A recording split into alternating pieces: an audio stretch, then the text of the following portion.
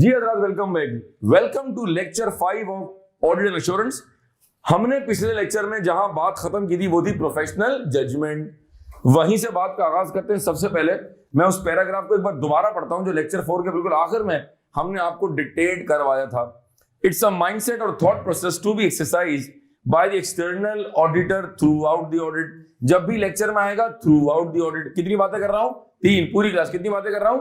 3। Start of the audit, during the audit, and of the audit. ठीक है जी। तो जब भी थ्रू आउट द ऑडिट का वर्ड आएगा तो आप आगे खुद से ब्रैकेट में 3 बातें लिख देंगे।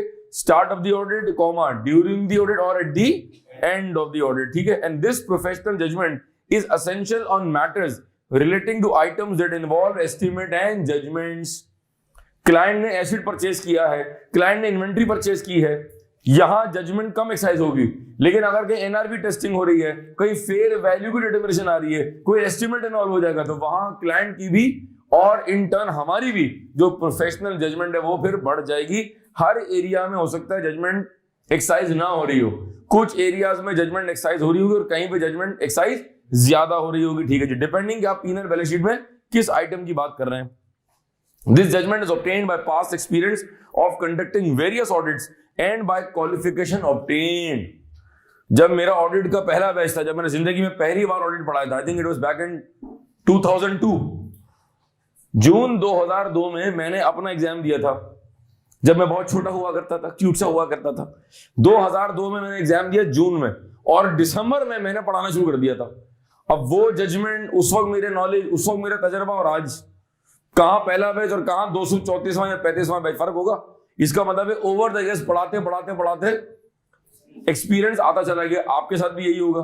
इसी तरह जो बंदा ऑडिट फर्म ज्वाइन करता है, जूनियर लगा, 1.5 साल में फिर प्रमोट हुआ, सेमाई बना, 6 महीने बाद फिर प्रमोट हुआ, सीनियर बना, फिर आप सुपरवाइजर बन गए, क्वालिफाई कर लिए, फिर आप एम बन गए। इसका मतलब है ऑडिट करते करते जजमेंट भी आपकी रिफाइन या बेहतर होती चली जाएगी। हाँ या ना? जवाब तो दिया करो।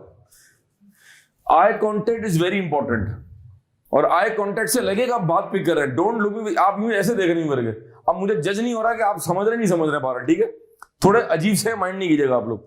This judgment is obtained by past experience of conducting various audits and by qualification obtained and is better exercise by senior engagement team member. इसीलिए हर टीम में आप देखें कॉम्बिनेशन हमारे पास, सारे जूनियर भेज देंगे तो भी मसला, सारे सेमाई भेज देंगे तो भी मसला, सारे सीनियर भेज देंगे तो भी मसला, सारे मैनेजर होंगे तो भी मसला।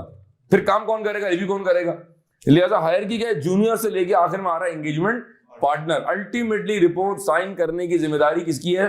पूरे टीम में से एक बंदे की, जो है ऑडिट पार्टनर। ऑडिट फर्म के अंदर सिवाय पार्टनर के डेजिग्नेशन के कोई बंदा भी रिपोर्ट साइन नहीं कर सकता। हाँ, काम सब लोग कर रहे होते हैं, but at the end of the day report पे जो सिग्नेचर है, जिसको हम आम जबान में बोलते हैं चिड़िया बैठाना, हम अपनी फॉर्म में बोलते हैं चिड़िया बैठा दो। तो चिड़िया बैठाने का मतलब है कि रिपोर्ट को साइन करना, वो काम किसका है? सिर्फ और सिर्फ एंगेजमेंट पार्टनर का है। अगर हम आगे चले हजरात, ये हमने पिछली क्लास को रिकैप कर लिया। हमारे पास एक और पैराग्राफ आ रहा है जी, मैं पढ़ रहा हूं, आगे आप तैयारी पकड़ें जब तक। An external auditor must take informed decision. Must take, अच्छा, आज से 5 साल पहले हमारे शहर के और मुल्क के हालात में और आज हमारे शहर और मुल्क के हालात में बड़ा फर्क है। अगर आप मुझसे पूछें, अगर मैं आपकी जगह होता और हम इस दौर में होते, 2022 में हम खड़े हुए हैं, तो मैं 4 पेपर देके निकालता। क्योंकि पहले 5 साल पहले जो कंपटीशन था और उससे 10 साल पहले था, वो बहुत फर्क था, और आज कंपटीशन में बहुत फर्क है। अगर आज आप 2 पेपर देंगे तो आप तो मेरे ख्याल में पता नहीं कितने साल में क्वालिफाई करेंगे, और जितना आप डिले करेंगे उतना जल्दी कोई मार्केट में आके आपसे आगे निकल जाएगा। तो मैं अगर आपसे कहूंगा, मेरी जजमेंट ये कहती है कि आज के दौर में एक तो खाली इसी से काफी नहीं है, you must do something else once to qualify CC, plus you must be giving. अगर मैं ना इंटर्नशिप कर रहा हूं, ना मैं ट्यूशन पढ़ा रहा हूं, मेरे पास घर में खाने पीने के पैसे हैं, अम्मा पापा की सपोर्ट है, तो मैं 4 पर्चे देता। अगर मैं अपनी बात करूं तो मैंने 2 साल में सीधे क्वालिफाई किया, 4-4, 3-3 तक क्वालिफाई कर गया, क्योंकि हम पर प्रेशर तक हमने आगे बढ़ना है। तो उस वक्त जो डिसीजन लिया, आज लगता है उसी दौर पर खड़े हुए आप। कंपटीशन बढ़ गया है, उस वक्त कंपटीशन नहीं था, लेकिन मुझे जल्दी थी मार्केट में आने की, मुझे जल्दी थी कि मैंने क्वालिफाई करना है और मैंने कुछ जिंदगी में बनना है। For that I had to rush. तो अगर आज हम मुझसे पूछें, सर ये बताएं कि हम क्या, एग्जाम्पल देता हूं, सर मैं एसी से करूं या आईसीडब्ल्यू करूं? जब मैं आपको ये मशवरा दूंगा तो मैं एक इन्फॉर्म डिसीजन लूंगा। यार हमारे यहाँ पाकिस्तान में चूंकि हमारी लोकल अकाउंटिंग बॉडी आईकैप मौजूद है, लिहाजा एसीसी इज मच बेटर, आईसीएडब्ल्यू से आपको कोई एडिट एडवांटेज नहीं मिलेगा। अगर आप मुझसे कहें सर अगर मैं सिमा क्वालिफाई कर लूं, sir I have to choose something between ACC और CIMA, so I would recommend ACC है, क्योंकि CIMA is more towards management accountancy. हमारे पाकिस्तान में हमारा जो मैन्युफैक्चरिंग सेक्टर है ना वो उतना स्ट्रांग नहीं है, कोई नई इंडस्ट्रीज नहीं है, तो एसीसी की जॉब जल्दी मिलेगी और सिमा की जॉब लेट मिलेगी आपको। अगर आप मुझसे आज पूछें सर आप बताएं सर आज मुझे क्या करना चाहिए, तो मैं अपनी जजमेंट एक्सरसाइज करूंगा जो मैंने इतने सालों का तजर्बा लिया हुआ है, तो मैं आपसे कराऊंगा एक डिसीजन। लेकिन मैं क्या ले रहूंगा, I would be making an informed decision. जब मैं तमाम फैक्टर्स को आज के दौर में एज ऑफ टुडे जब तमाम फैक्टर्स को मद्देनजर रखते हुए कोई फैसला करूंगा, उसको कहते हैं इन्फॉर्म्ड डिसीजन। इसका मतलब है जब एक ऑडिट फर्म का कोई बंदा, कोई जॉब इंचार्ज, कोई मैनेजर, कोई पार्टनर जब किसी चीज को वेरीफाई कर रहा होगा जहां एस्टिमेट इन्वॉल्व है, जहां जजमेंट इन्वॉल्व है, तो वो उस वक्त तमाम फैक्टर्स को कंसिडर करेगा और फिर वो क्या लेगा, एक इन्फॉर्म्ड डिसीजन लेगा। मिसाल के तौर पे कंपनी का सीएफओ कह रहा है जी मैं तो 5 मिलियन से प्रोविजन रिकॉर्ड करूंगा, लेकिन जो ऑडिट फर्म का पार्टनर है वो कह रहा है आपकी जजमेंट गलत है, हमारे मुताबिक जो है आपको 8 मिलियन का प्रोविजन करना चाहिए। एक सवाल आता है सर अगर दोनों पार्टी डिसएग्री कर जाए, हाँ तो पॉसिबल है। सर क्या हम क्लाइंट से डिसएग्री कर सकते हैं? यस, क्यों नहीं है, जमहूरी हुकूमत है भाई, हुस्न है ये, जमहूरियत को हुस्न किया। मैं कुछ कह रहा हूं आप कुछ कह रहे हैं और आप इनकी बात से एग्री नहीं कर रहे, मैं आपकी बात से एग्री नहीं कर रहा, तो हो सकता है कि हम क्लाइंट की बात से एग्री ना करें। अब ये आगे डिसएग्रीमेंट, अगर तो क्लाइंट मान गया तो ठीक है, फिर आगे जाके पढ़ेंगे कि अगर ये डिसएग्रीमेंट बरकरार रहा और हमें लग रहा है कि अमाउंट मटीरियल है, तो आगे जाके एज पर आइजर 320 जब हम कवर कर लेंगे मटीरियलिटी, फिर हम देखेंगे कि इसका ऑडिट रिपोर्ट पर क्या इंपैक्ट पड़ेगा। आप सिर्फ ट्रू एंड फेयर व्यू देने के लिए पैदा नहीं हुए हैं। हर क्लाइंट पे लिख के आ गया account sir giving true and fair view, नहीं, अगर मसला है, अगर मिस स्टेटमेंट है तो फिर वो ट्रू एंड फेयर व्यू नहीं दे रहा हूं सर, फिर क्या होगा, to be discussed in future as per ISA 705। देखेंगे, पिक्चर अभी बाकी है, पार्टी शुरू हुई है।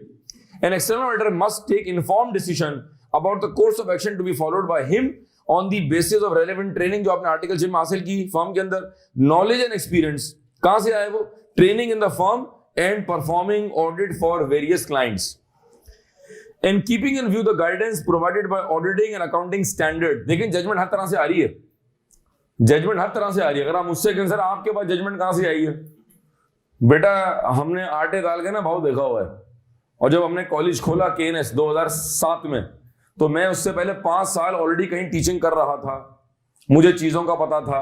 फिर मैंने अपना सेटअप लगाया, पहले 2 कमरों से स्टार्ट किया, फिर 4 कमरों में आए, फिर 6 कमरों में, और अब अपना कैंपस हम चला रहे हैं। ओवर द इयर्स में रिफाइन होता चला गया, मैनेजमेंट स्किल्स आती चली गई। दिन में एवरेज में 100 लोगों से बात कर रहा होता, average. So if I am interacting with 100 people in a day, तो I can very easily read your face. कौन मुझे देख के क्या सोच रहा है मैं बता दूंगा आपको, खतरनाक आदमी हूं। कौन क्लास में मुझे देख रहा है लेकिन वो क्लास में नहीं, मैं बता दूंगा आपको। किसके चेहरे में क्या है मैं बता दूंगा। ये कहां से आया है, ये किसी किताब से मैंने कोई सर्टिफिकेशन लिए चेहरे पढ़ने के? नहीं। ओवर द इयर्स पढ़ाते पढ़ाते इतने सारे बच्चे पढ़ा लिए कि बच्चों का चेहरा देख के अंदाजा हो जाता है कि ये कंफ्यूजन, अभी सवाल आने वाला है।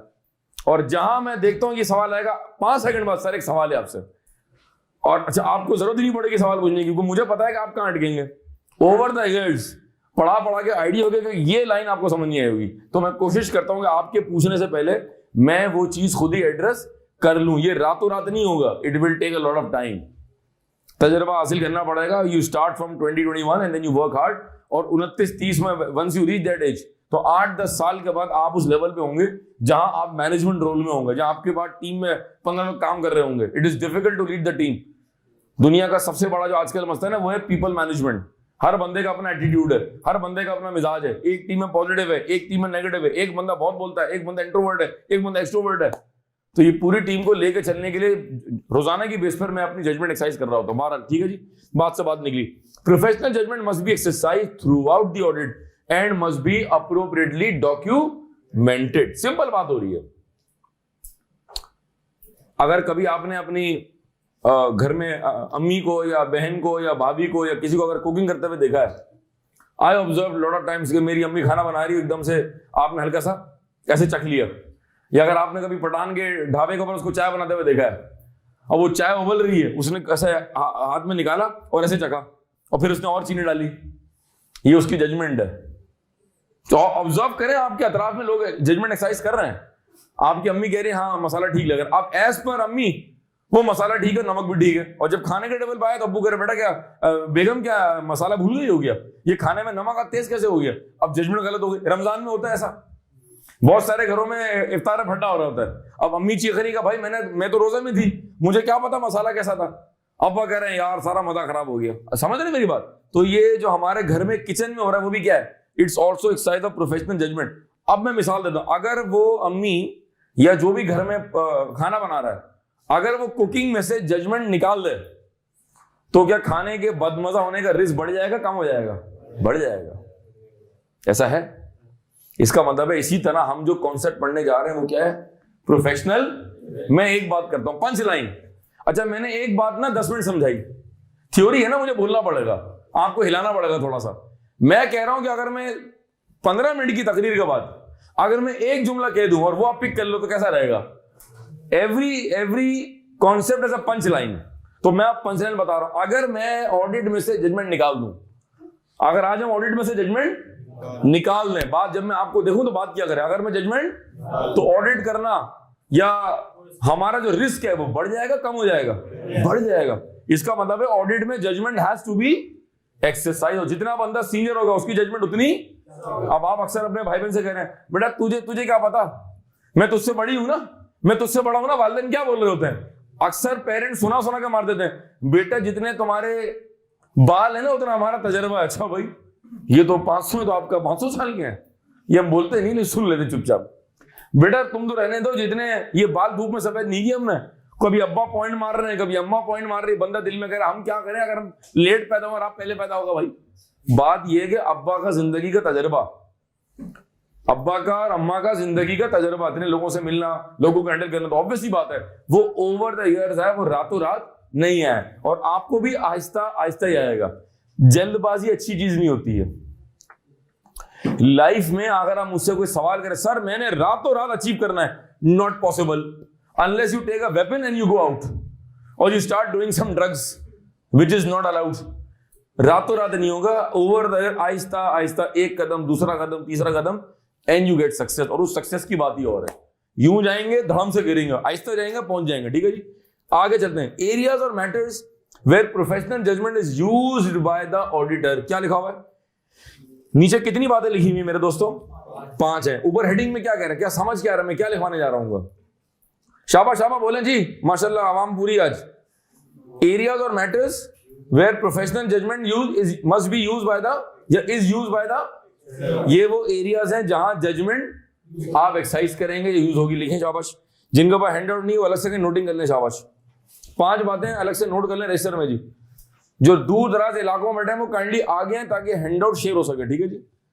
पहला, अब ये जब मैं 5 बातें लिखवा रहा हूं शायद ये समझ ना है, डिस्क्लेमर दे रहा हूं, अभी समझ नहीं है क्योंकि जो 5 बातें लिखवा रहा हूं अभी हमने वो कवर नहीं की। हो सकता है शायद अगर समझ आ जाए तो अच्छी बात है। पहला पॉइंट लिखें, when calculating materiality,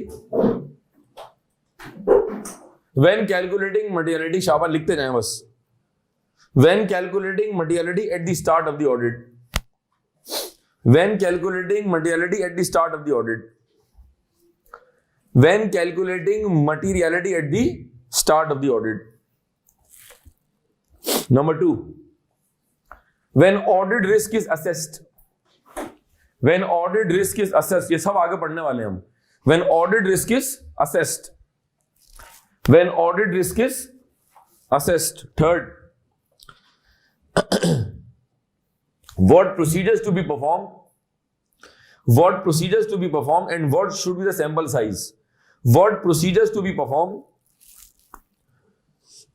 What procedures to be performed and what should be the sample size? 100 में से 10 चेक करें, 100 में 20 देखें, 100 में 50 देखें, ये क्या है? सैंपल साइज है ना हमारा। अब ये भी जजमेंट है। मैं सोच रहा हूं क्लास में आज एक ओरल टेस्ट हो जाए, अब तक जो कुछ पढ़ा है। अब अगर मिसाल के तौर पे क्लास में अगर 50 बच्चे बैठे हैं, अब मैं इनसे पूछूं, मैं इनसे पूछूं, मैं उनसे पूछूं, मैं 4 से पूछूं, मैं 6 से पूछूं, मैं 8 से पूछूं, ये मेरी क्या है? जजमेंट है मेरी। समझ आ रही बात? ठीक है जी। और ये जो मैं 6-7 पिक कर रहा हूं ये क्या है? Sample size. तो अगर मिसाल के तौर पर 100 एंट्रीज हैं, तो हम 100 तो वेरीफाई नहीं कर रहे हैं, ये बात हो चुकी है कि हम ऑडिट करते हैं ऑन सैंपल बेसिस। सैंपल का मतलब है 100 में से 20, 100 में से 30, 100 में से 50, 100 में 60, जितना रिस्क ज्यादा होगा उतना सैंपल साइज भी। बेसिक्स, किसी भी सब्जेक्ट की बेसिक, जितना रिस्क ज्यादा होगा सैंपल साइज क्या होना चाहिए, ज्यादा होना चाहिए ना भाई। ठीक है, थर्ड पॉइंट रिपीट करो, what procedures to be perform and what should be the sample size. कितने पॉइंट हो गए, चौथा लिखो। when evaluating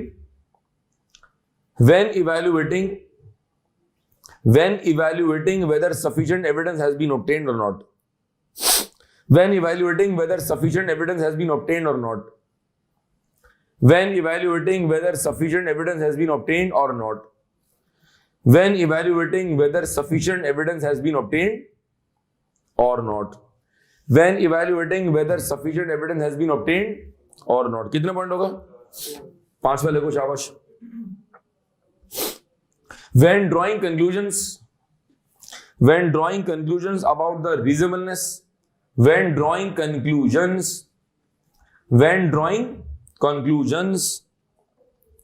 about the reasonableness, when drawing conclusions about the reasonableness of estimates made by management, when drawing conclusions about the reasonableness of estimates made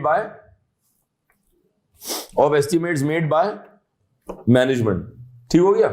जरा साकिब भाई पांचों बातें एक बार जरा रिपीट कर दे जी, क्रॉस चेक करें जी। अगर मैं कोई पॉइंट डिक्टेट कर रहा हूं और दरमियान से रह जाए तो आगे चलते जाना, मैं आखिर में रिपीट करवाऊंगा। जब तक आपके पास नोटिंग नहीं होगी मैं आगे नहीं बढ़ूंगा, परेशान नहीं होना।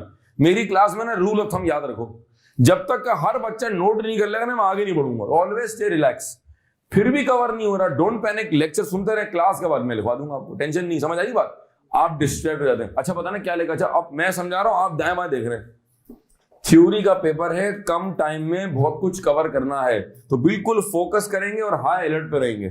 फर्स्ट अटेम्प्ट में निकालना है, बेस्ट टाइम होता है फर्स्ट अटेम्प्ट में निकालना, और अभी बहुत टाइम है, तो अभी से प्लान करें कि किस तरह क्लास में कंपोज रहना है। कोई बात मिस हो गई, टेंशन की बात नहीं, आखिर में कवर हो जाएगा। साकिब भाई दोबारा पढ़ने शाबाश जी।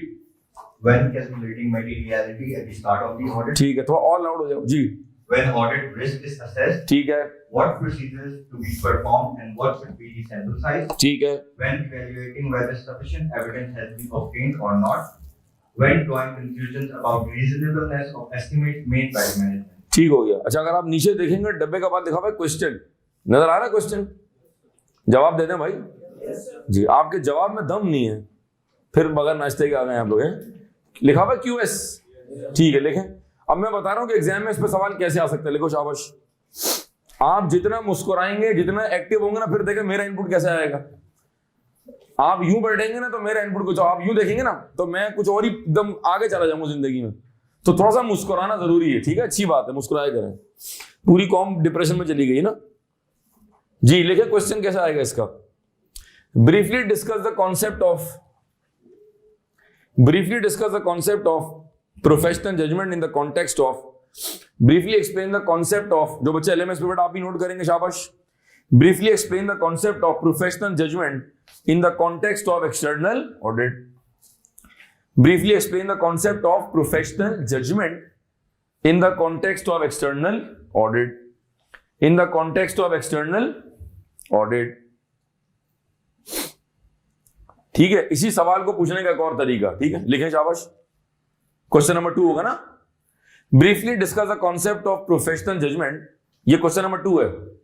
पहला रिपीट करूं, पहला रिपीट कर रहा हूं जी। Briefly explain the concept of professional judgement, इसको लिखते हैं P.J, शॉर्ट हैंड में लिख लें, इन द कॉन्टेक्स्ट ऑफ E.A। समझे, आप चैटिंग कर रहे हैं, ठीक है, व्हाट्सएप के ऊपर जी। Next question, briefly discuss the concept of PJ। क्या PJ, चाय पीजिए। Briefly discuss the concept of PJ जी। मरियम को मसला है, अच्छा ठीक। Briefly discuss the concept of PJ and explain its importance and explain its importance and list the areas and explain its importance and list the areas where PJ professional judgement PJ is exercised by E.A, external auditor. Repeat कर रहा हूं जी। Briefly discuss the concept of PJ and explain its importance and list the areas where PJ professional judgement is exercised by the external auditor. Clear हो गई बात? ठीक है जी। Next concept आता है, ये हमने क्या कवर किया? Professional judgment. हमारे मेमनों के अंदर ना बिरयानी बगैर आलू के मुकम्मल नहीं होती है। प्रॉब्लम है। बिरयानी बहुत अच्छी बनी है, साकिब भाई दावत में लोग टूटे पड़े हैं, लेकिन जहां मेमनों की गैदरिंग होगी ना वहां यार आलू नहीं है यार। अच्छा, हमें आलू बड़े चाहिए। प्रॉब्लम है हमारे साथ, छोटे आलू में हमारी हड्डी जाती है, हमें आलू चाहिए बड़े बड़े। और बोटी ना उसमें हल्की सी हड्डी भी होनी चाहिए। तो अगर सर ये क्या बातें कर रहे हैं अजीब, सुबह सुबह भूख लगवा रहे हैं बिरयानी वाली बातें करके। अच्छा, बिरयानी ऐसा आइटम है, आप जिस भी कम्युनिटी के ना आप उसके दीवाने होते हैं, ठीक है। और कराची में अगर आप रहते हैं तो वी आर बिरयानी लवर्स, ठीक है जी। शहरी में खिला दें, असर की नमाज में खिला दें, आप फजर में खिला दें, हम कभी भी बिरयानी खा सकते हैं अल्हम्दुलिल्लाह। हमारे में टैलेंट है ये। बोटी और आलू, इसका बगैर ना हमारा कोरबा मुकम्मल है और ना इसके बगैर हमारी कराची की बिरयानी। इसका मतलब है दोनों एक दूसरे को कॉम्प्लीमेंट कर रहे हैं। यानी कि बिरयानी में आलू भी बोटी भी, सादे चावल का तो मजा ही नहीं है। आलू बोटी, आहा। इसका मतलब है हमें अपने ऑडिट में आलू भी चाहिए और बोटी भी चाहिए। आलू हमने कवर कर लिया। नेक्स्ट कॉन्सेप्ट क्या है? अच्छा, मतलब लिखा हुआ क्या है? प्रोफेशनल जी, पूरी क्लास प्रोफेशनल। मैं अज्यूम कर रहा हूं 200 बच्चे बैठे हैं, मैं इस तरह पढ़ा रहा हूं, तो आपने मेरा साथ देना। क्या लिखा हुआ है? असलम की जब शादी हुई तो शुरू में वो घर पहुंच जाए 7 बजे और आते ही घर में आवाज लगाए जानू चाय, और जानू चाय लेके आ रही। शादी को 2 साल हो गए। असलम बदल सा गया है। पिछले 1 हफ्ते में तो बहुत ही बदल गया है। कभी 8 बजे आ रहा है, कभी 9 बजे आ रहा है। जब पहले आता था तो बाल बिखरे हुए हैं और थका हुआ पूरा दिन ऑफिस में, और आते ही काउच पे पड़ जाए और आवाज लगा जानू एक कप चाय हो जाए। पिछले 1 हफ्ते से टिप टॉप आ रहा है, बाल भी बने हुए हैं, परफ्यूम की खुशबू भी आ रही है। मैं कह रहा हूं सरताज चाय नहीं, जान पी के आए। ओह माय गॉड, ये कौन है जो चाय पिला रहा है इसको? ठीक है। अब वो गौर से उसका शर्ट देख रही है, कोई धब्बा वब्बा तो लगा हुआ नहीं है, ठीक है। उसको डाउट सा लग रहा है यार ये कुछ बदला बदला सा है। और अल्लाह पाक ने खवातीन में एक्स्ट्रा हिस्स रखी हुई है। अब हमारी अम्मियां पकड़ लेती हैं हमको। आप 7th ग्रेड में सिगरेट भी खाए घर पे, अम्मा पकड़ लेंगी आपको। हालांकि आपने प्रॉपर मसवाक कर लिया, कुल्ली कर लिया आपने, लेकिन फिर भी वो पेरेंट्स पकड़ लेंगे आपको कि आप लेट आए, कहां से आ रहे हैं, तुम तो इस तरफ से आज इस तरफ से कहां से आ रहे हो। तो अल्लाह पाक ने ना वालिदैन में एक रखा हुआ है प्रोफेशनल, और खवातीन में तो हावन दस्ते से कूट के भरा हुआ है। बेगम को डाउट हो रहा है कि यार ये कुछ मसला है। अच्छा, जितनी ज्वेलरी बेगम के पास थी सारी मेरी दी हुई है। अचानक एक दिन उसने एक जरा झुमके पहने हुए थे, शौर शुरू हो गए, कहां से आए ये झुमके, किसने दिए ये झुमके, कब से पहन रही है झुमके। अब ये शौहर का क्या है? प्रोफेशनल। ये अगर हम गौर से देखें ना तो हमारे अतराफ में we have heard lot of questions. तुम तो कह रहे मैं 10 बजे जाऊंगा, तो 11 बजे कहां से आ रहे हो? तुम तो कह रहे मैं वहां जा रहा हूं, तुम यहां से कहां से आ रहे हो? ये अक्सर हमने सुना है। अगर आप अपने भाई बहनों को पकड़ रहे हैं या अगर घर वाले आपको पकड़ रहे हैं, तो वी फील कि यार कुछ लोगों में ना एक्स्ट्रा ये हिस्स मौजूद है। उसको कहते हैं एटीट्यूड ऑफ प्रोफेशनल स्केप्टिसिज्म। अब मैं जरा ऑडिट पे लेके आता हूं उसको। आप एक कंपनी का ऑडिट कर रहे हैं, सेल्स बढ़ रही है। जब सेल्स बढ़ेगी तो ग्रॉस प्रॉफिट क्या होना चाहिए, जीबी मार्जिन क्या होना चाहिए? बढ़ना चाहिए। माशाल्लाह सारे अकाउंटिंग बढ़ के आ रहे हैं। अगर कंपनी की सेल पिछले साल के मुकाबले में बढ़ी है तो भाई जीबी मार्जिन क्या होना चाहिए? वो कहो बढ़ना चाहिए। और अगर जीबी मार्जिन बढ़ रहा है तो नेट प्रॉफिट मार्जिन भी क्या होना चाहिए? बढ़ना चाहिए। ऐसा है। अगर कंपनी का एरिया स्क्वायर फीट बढ़ जाए, पहले आप 500 स्क्वायर फीट पे थे, अब आप 1000 पे आ गए, तो रेंट एक्सपेंस क्या होना चाहिए? अगर नंबर ऑफ एम्प्लॉइज बढ़े तो पेरोल कॉस्ट क्या होनी चाहिए? अगर कंपनी के नंबर ऑफ कार्स बढ़ गई है तो डेप्रिसिएशन क्या होना चाहिए? अगर कंपनी का लोन बढ़ा तो फाइनेंस कॉस्ट क्या होनी चाहिए? ठीक है। अगर आपके ऑपरेशंस बढ़ रहे हैं तो आपके एडमिन एक्सपेंस क्या होना चाहिए? बढ़ने चाहिए। मैं सही बातें कर रहा हूं? It is the other way round. जनवरी, फरवरी, मार्च, अप्रैल, मई, जून, जुलाई, अगस्त, सितंबर, अक्टूबर, नवंबर, दिसंबर, आखिरी के 3 महीने आपके, अक्टूबर, नवंबर और दिसंबर। आप सीजनल सेल नहीं करते, आपकी सेल सीजनल नहीं है, 12 महीने में स्प्रेड है। एक जमाने में एयर कंडीशन कराची में मई जून जुलाई में ज्यादा बिकता था, अब 12 महीने में ऑलमोस्ट बिक रहा होता है, क्योंकि कराची का जो टेम्परेचर है ना, उसमें बहुत मरतबा जब तक टेम्परेचर 15-14 ना हो हम एसी चलाते हैं।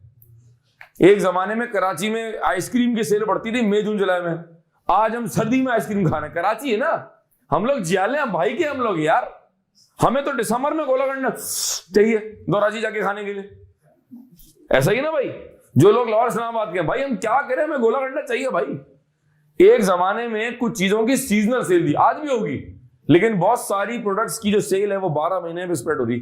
चाय, मौत पे चाय चाहिए, बच्चे की पैदाइश पे चाहिए, शादी में चाहिए, तलाक पे चाहिए, हैं घर में ऐसी पिला बैठे तो चाय चाहिए, बोर हो रहे हैं तो चाय, डिप्रेशन में तो चाय, दोस्त आ रहा है तो चाय, यार अजीब सा फील कर रहा हूं तो चाय। इसका मतलब है चाय का तो हमें बहाना चाहिए, बस चाय काम करे, थैली में डालो और स्टोव से पीते रहो, अल्लाह माफ करे, बड़ी वाली स्टोव ऐसे करके। इसका मतलब है चाय की जो सेल है क्या उस कराची में सीजनल है या 12 महीने है? अज्यूम कर रहे हैं आप कि कोई सीजनल सेल है, और वो सेल होती ही अक्टूबर नवंबर दिसंबर में। जब हमने कंपनी के 12 महीने का सेल्स का ग्राफ देखा, जब हमने कंपनी की 12 महीने की सेल्स को एनालाइज किया, तो हमने देखा कि यहां सेल कम हो रही है और यहां सेल ज्यादा हो रही है। दाल में कुछ काला है, दाल में कुछ तो काला है। यार समझ नहीं आ रहा, नंबर ऑफ एम्प्लॉय तो बढ़ गए तो पेरोल कॉस्ट कम कैसे हो रही है, समझ नहीं आ रहा। कंपनी के सीएफओ से मुलाकात हुई हमारी ऑडिट में। अच्छा एक बात सुन लें, जब हम ऑडिट पे जाते हैं ना, तो शुरू के 3-4 दिनों में जो ऑडिट की जो सीनियर टीम होती है उसकी कंपनी की हायर मैनेजमेंट से मुलाकात होती है। पार्टनर की मुलाकात सीएफओ से हो रही है, फाइनेंशियल कंट्रोलर बैठा हुआ है, हमारे साथ ऑडिट मैनेजर भी है। शुरू के 3-4 दिनों में अंडरस्टैंडिंग के लिए जो हमारी जो ऑडिट टीम के सीनियर लोग होते हैं वो क्लाइंट के सीनियर लोगों से मुलाकात करते हैं। इट्स अ इनफॉर्मल गैदरिंग, चाय साथ पी रहे हैं, कॉफी पी रहे हैं, may be a smoke cigar something. CFO बैठा हुआ है, 20 लाख का आदमी, केटू नहीं पिएगा, गोल्ड लीफ का पुक्का मार रहा है, नहीं, सिगार, वो भी महंगा, गरीबों 5,000 का, 10,000 का, ठीक है जी। ये भी बड़ी पार्टी है, जो ऑडिट फर्म का पार्टनर है वो भी मर्सिडीज बेंज से उतरा है, ठीक है जी। तो ऑब्वियस ही बात है गोल्ड लीफ का डब्बा नहीं होगा उसके बाद, वो भी ब्रांडेड होगा, ठीक है, इंपोर्टेड सिगरेट होगी उसके पास, ठीक है। इनसे जब मेरी बात हुई तो डिस्कशन हुआ ओवर कप ऑफ नेस्कैफे। ये कह रहे हाँ इस बार हालात बड़े खराब थे यार, वो मार्जिन्स मीट नहीं कर पाए, वो टारगेट मीट नहीं कर पाए, ब्ला ब्ला ब्ला। इसके आधे पौने घंटे के डिस्कशन से क्या पता चला कि कंपनी के हालात हैव गॉन डाउन और सेल्स जो है ना इस बार वो प्रॉपर नहीं हुई यार। पौने घंटे बाद मेरी मुलाकात डेटा सेल्स है, ये उछल कूद मचा दी इसने, यार ये साल तो कंपनी का क्या सॉलिड रहा यार, क्या सेल हुई है, ओ भाई इस बार तो कंपनी ने छक्के मारे हैं भाई। यार ये तो मैं पागल हूं या तू पागल है, या तू आउट चल रहा है, या दोनों मिले हुए, या अल्लाह ही हो क्या रहा है। दाल में कुछ, इसका मतलब है कंपनी के 2 टॉप के लोग अलग अलग बातें कर रहे हैं। यार नहीं मेरा वहम होगा, साजिद तेरा वहम होगा, चल निकल, चल निकल। नहीं तेरा वहम नहीं है, कंपनी के 2 टॉप के लोग अलग बात कर रहे हैं। इसका मतलब है ऐसा लग रहा है दादा दाल में कुछ, ये जो मेरे अंदर थॉट आ रही है कि दाल में कुछ काला है, this is called attitude of professional scepticism. क्या बात समझ आ रही है? आपकी सीजनल सेल थी वो नहीं हुई, आपके मार्जिन बढ़ने चाहिए, कम हो गए। अच्छा मजे की बात, सपोज करें एविएशन इंडस्ट्री की बात कर लेते हैं। कोविड में कई लोगों ने सफर किया, अच्छा पीआई को फर्क नहीं पड़ा, अल्हम्दुलिल्लाह पहले भी लॉस में थे, आज भी लॉस में। देखें अल्लाह पाक की कुदरत, देखें ना आप, बड़ी बड़ी कंपनी, हमें पता ही नहीं चला, कोविड आया गुजर गया, हम पहले ही सड़क पे थे, अड़क भी सड़क पे, पहले भी जहाज कम थे, 4 का पंचर लगे हुए थे, 4 में स्टेफनी का मसले थे, पायलट नहीं थे, इंजन नहीं थे, पार्ट्स नहीं थे, आज भी मसले वही है। इसका मतलब हमें तो फर्क ही नहीं पड़ा। अज्यूम कर लें कि पूरी एविएशन इंडस्ट्री लॉस में आ रही है, पीआईए प्रॉफिट में आ रहा है। भाई जहाज में क्या बेच रहे हो, शीटें निकाल दी हैं, मतलब क्या चने बेच रहे हो, जहाज में क्या हो क्या रही है। इसका मतलब है अगर पूरी इंडस्ट्री लॉस कर रही है and one fine morning only one sector is doing profits, या यूं उसको रिफ्रेश करें कि अगर एविएशन में अक्रॉस द ग्लोब लॉसेज हैं और आपके मुल्क की जो एविएशन जो आपका नेशनल फ्लैग कैरियर है अगर वो प्रॉफिट्स कर रहा है, इसका मतलब है दाल में कुछ, अच्छा जरूरी नहीं है कि दाल में कुछ काला ही हो सकता है जेन्युइनली आपने कॉस्ट कटिंग की हो सकता है जेन्युइनली आपने प्रॉफिट्स के लिए एफर्ट की हो सकता है ना। लेकिन बहरहाल मेरा ये ट्रिगर करना का यार there is something wrong, is called what? आलू बोटी। इसका मतलब है ये दोनों होंगे तो ऑडिट जरा मुनासिब हो जाएगा। तो मैं क्लास में इसको यूं समझाता हूं, जैसे ही आप क्लाइंट पर पहुंचे आपने बटन दबाना है, टिंग, ऐसे 2 एंटीना बाहर निकलेंगे आपके, जजमेंट, स्केप्टिसिज्म। अब ये दोनों एंटीने आपके काम करने चाहिए, दोनों एंटीने ही आपके ठूस है। अगर ये दोनों एंटीने चल रहे होंगे तो फिर आपको सिग्नल आ रहे होंगे, फिर दौराने ऑडिट ये चांस है कि वहां पर होने वाले भंड जो क्लाइंट ने 12 महीने 365 दिन जो भंड किए हैं, जो गलतियां की हैं, जो ट्रीटमेंट के मसले हैं, जो प्रोविजन के मसले हैं, फिर वो चांस है कि ये 2 एंटीने उसको पकड़ लेंगे। इसका मतलब है, अगर मैं सिंपल रिफ्रेश करूं, अगर मैं आज ऑडिट में से जजमेंट और स्केप्टिज्म को निकाल दूं तो क्या आप कन्विंस है कि ऑडिट सही हो जाएगा? क्या आपको लगता है रिस्क बढ़ जाएगा? क्या आपको लगता है कि हमारा ट्रू एंड फेयर व्यू में खतरा आ जाएगा? क्या आपको लगता है कि ऑडिट करना मुश्किल हो जाएगा? क्या आपको लगता है कि फर्म का अपना रिस्क बढ़ जाएगा? Yes, this is called attitude of professional. आखिरी एग्जांपल सुन लो। हम जिस क्लाइंट पर ऑडिट कर रहे हैं वो अपनी प्रोडक्ट पर कोई वारंटी ऑफर नहीं करता है, बस आपने प्रोडक्ट बेच दी। बहुत सारी कंपनीज है, ये कुर्सी मैंने परचेज की, कह रही कोई वारंटी नहीं है। कंप्रेसर की वारंटी है, लेंस की वारंटी है, गाड़ी में स्पेयर पार्ट्स की वारंटी है, घड़ी के सर्किट की वारंटी, मोबाइल की बैटरी की वारंटी है। कुछ प्रोडक्ट्स में वारंटी नहीं है। अगर प्रोडक्ट्स में वारंटी नहीं है और अगर तुम P&L में देख रहे हो एक्सपेंस प्रोविजन फॉर वारंटी, तो बत्ती जलनी चाहिए। आप कह रहे हैं हाँ अच्छा ठीक है, हाँ होगा। ओए भाई तू है क्या, नशे में है क्या? जब क्लाइंट वारंटी ऑफर ही नहीं करता है तो बुक्स में प्रोविजन क्या कर रहा है? डायरेक्टर सेल्स कह रहे हैं इस साल तो हमने मार्केटिंग पे खर्चा किया। ओह, मैंने कहा दोबारा करें, नहीं एक ही बार होता है ये, एकदम से होता है, जोर से होता है। कह रहे इस बार तो हमने मार्केटिंग में साजिद साहब तो खर्चा किया हुआ। अब जब मैं P&L देख रहा हूं तो पिछले साल के मुकाबले में मार्केटिंग एक्सपेंस, मेरी एक्सपेक्टेशन क्या है? मेरी एक्सपेक्टेशन क्या है? जो तूने बातें फेंकी मेरे सामने, जो तूने बातें की हैं, उसके मुताबिक क्या होना चाहिए? मार्केटिंग के खर्चे क्या होने चाहिए? 20% से कम हो गए।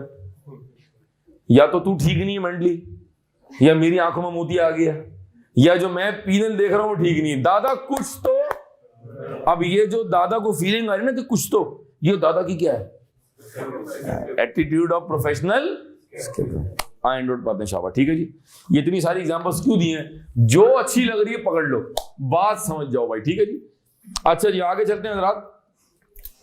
हमारे पास हैंडआउट का जो पेज नंबर 9 है, जो बगैर कागज के मिल जाएगा कागज आपको, हेडिंग आ रही प्रोफेशनल स्केप्टिज्म, जिसमें लिखा हुआ है मीनिंग एंड इंपॉर्टेंस। लिखा हुआ है, जवाब नहीं आ रहा भाई, खाली है वो। आए खाली जगह पूर्ण करें। आपके पास स्केप्टिज्म में खाली जगह आ रही है, जवाब दे दें। बहुत शुक्रिया, आपने जवाब दिया, लिखिए शाबाश। It's an attitude of critical mindset, it's an attitude of critical mindset bye the auditor, it's an attitude of critical mindset bye the auditor which includes questioning mind. हाँ, ये बड़ा इंपॉर्टेंट वर्ड है।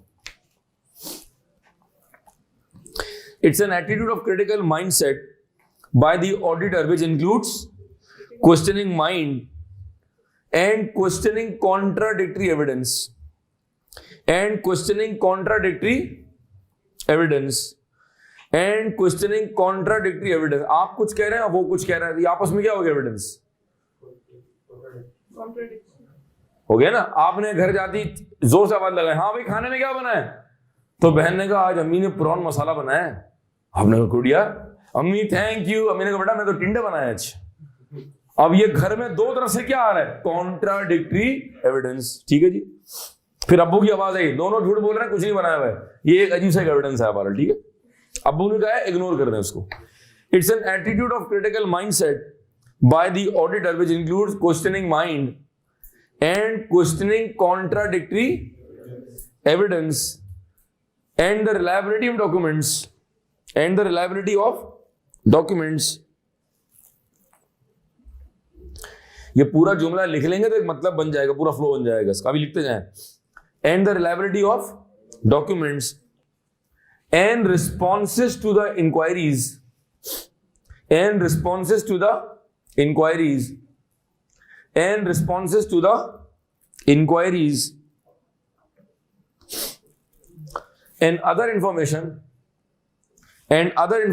from management and those charged with governance and other information from management and those charged with governance and other information from management and those charged with governance and other information from management and those charged with governance। ठीक हो गया। नीचे एक line छोड़ के लिखा please note, please note, वो वाला नोट नहीं, प्लीज नोट NOT वाला, ठीक है। पूरी कॉम सोचती है note, please note, please note. Professional scepticism must be exercised through out the audit. समझ गए? Please note, professional skepticism must be exercised throughout the audit। क्या लिखेंगे आगे? क्या लिखेंगे आगे ब्रैकेट में? Start of the audit, during the audit और at the end of the audit। लिख लें शाबाश। तो हम पूरा पैराग्राफ दोबारा पढ़वाते हैं आपके लिए। हजरत ये मैंने आपको लिखवाया प्रोफेशनल स्केप्टिसिज्म की मीनिंग और इंपॉर्टेंस।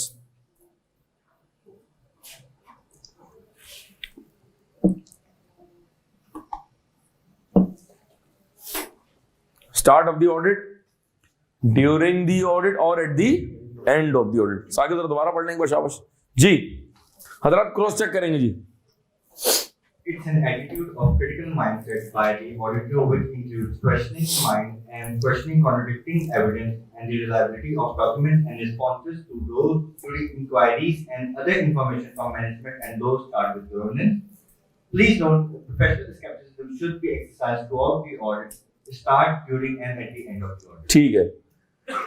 अच्छा आप एक काम करें, अगर आपके पास इसी पेज में कहीं जगह है तो मैं आपको कुछ एग्जांपल्स लिखवा रहा हूं।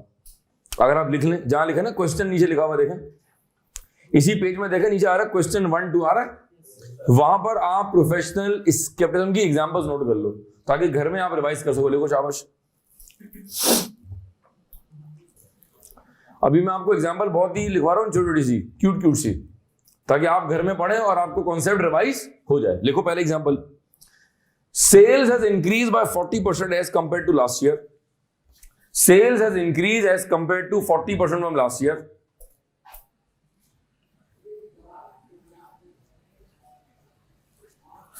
Sales has increase by 40% as compare to last year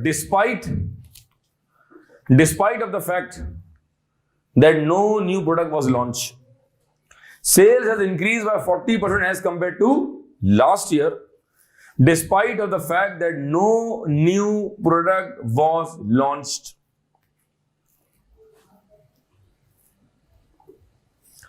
Nor sales price was increased। तो फिर sales कैसे बढ़ गई? समझ आ रही बात? Despite of the fact that no new product was launched and sales price was not increased, and sales price was not increased। ठीक है जी, बात समझ आइए। सेकंड एग्जांपल लिखें। payroll cost has decreased। payroll cost has decreased despite of the fact। payroll cost has decreased despite of the fact। payroll cost has decreased। payroll cost has decreased despite of the fact that new hiring was made during the year। payroll cost has decreased despite of the fact that new hiring was made during the year।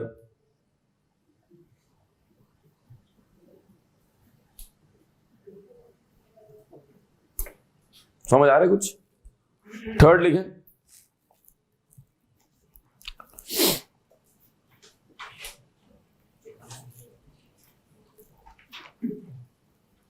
The company's operations have increased as compared to last year। The company's operations have increased, यानी कि company की cell बढ़ गई, overall company ने जो ना major decisions लिए हैं, तो जिससे आपकी सेल बढ़ी है, ठीक है, बिजनेस आपका ग्रो हुआ है as compare to last year. क्या लिखा point? The company's operations The company's operations have increased as compared to last year. The company's operations have increased as compared to last year. However, admin expenses have decreased by 20%. However, admin expenses have decreased by 20%. However, admin expenses have decreased by 20%. However, admin expenses have decreased by 20%. समझ आया कुछ? अच्छा, अगर मैं handout में आगे चलूंगा तो हमारे पास कुछ कंटेंट आ रहा है और मैं इसको जरा क्विकली निकालता हूं। जरा साकिब रीडिंग करेंगे आगे जरा बुलंद आवाज में। जी हजरात, ये मैंने आपको लिखा है एग्जांपल्स, अगर आप एक बार एग्जांपल्स भी साकिब दोबारा पढ़ लें प्लीज। जी एग्जांपल सुन लें जी, क्रॉस चेक कर लें शाबाश जी। Sales has increased by 40% as compared to the last year, despite of the fact no new product was launched. जब कोई नई प्रोडक्ट लॉन्च नहीं हुई है, तुम्हारी सेल्स प्राइस नहीं बढ़ी है, तो फिर सेल्स बढ़ने की कोई वजह समझ। अब ये क्लाइंट से पूछना पड़ेगा, क्लाइंट से इंक्वायर करना पड़ेगा, हो सकता है कोई वजह हमें नहीं पता। अभी अपरेंटली क्या लग रहा है कि यार कुछ समझ नहीं आ रहा। ये जो आपकी फीलिंग है ना, ये जो आपको लग रहा है यार देयर समथिंग रॉन्ग, इस कैफियत को, इस एटीट्यूड को हम क्या कहते हैं? Attitude of professional skepticism. जी पढ़ा शाबाश। Payroll cost has decreased despite of the fact that no new hiring. I'm sorry. Payroll cost has decreased despite of the fact that new hiring was made during the year. The company's operations has increased as compared to last year. However, admin cost has decreased by 20%. जब company के operations बढ़ते हैं तो admin expense क्या हो रहे हैं? Normally बढ़ने चाहिए। ये समझ नहीं आ रहा, ऑपरेशंस बढ़ रहे हैं और एडमिन कॉस्ट क्या हो रही है आपकी? कम हो रही। ठीक है, जरा आगे चलेंगे, हैंडआउट की जरा मजीद रीडिंग करते हुए समझाता हूं मैं जी। हजरत हम कवर कर रहे हैं प्रोफेशनल स्केप्टिसिज्म। जी आगे चलो। Professional skepticism includes being alert. Being alert. जरा अगर मैं यहां पर एक छोटी सी बात कर दूं, वो पुराने जमानों में बिल्डिंग के जो चौकीदार होते थे, वो रात भर बिल्डिंग पे लाठी जमीन पर मारते रहते थे और कहते रहते जागते रहो। 1 घंटे बाद जागते रहो, चोर आए नहीं है, चोर नहीं आया, लेकिन वो क्या कह रहा है? जागते रहो। तो स्टैंडर्ड कह रहा है ए ऑडिटर, रिपीट करो, ए ऑडिटर जागते रहो। हो सकता है फाइनेंशियल स्टेटमेंट्स में कोई गलती हो, रिस्क ऑफ फ्रॉड भी, रिस्क ऑफ एरर भी। ए ऑडिटर जागते रहो। ये कुछ समझ आया? अब आगे चले जाओ बस। Audit evidence that contradicts another audit evidence obtained during the audit. एक सोर्स कुछ कह रही है, दूसरी सोर्स कुछ कह रही है, आपस में एविडेंस क्या हो रहा है? कॉन्ट्राडिक्ट कर रहा है। अब तुम सो रहे हो, तुम जाग ही नहीं रहे। यहां आ रहा है 100, यहां आ रहा है 200। तुम कह रहे हो कि हमने माल बेचा 500 रुपए का, जब हमने कस्टमर को कंफर्मेशन भेजी है वो कह रहा है मैंने तो 800 रुपए देने। अच्छा हाँ हो सकता है, और भाई हो सकता है, चेक करो ना। ये सोर्स इस सोर्स से कॉन्ट्राडिक्ट कैसे कर रही है? कंपनी के मैनेजमेंट के 2 लोग 2 मुख्तलिफ बातें कैसे कर रहे हैं? आपस में क्या हो रहा है?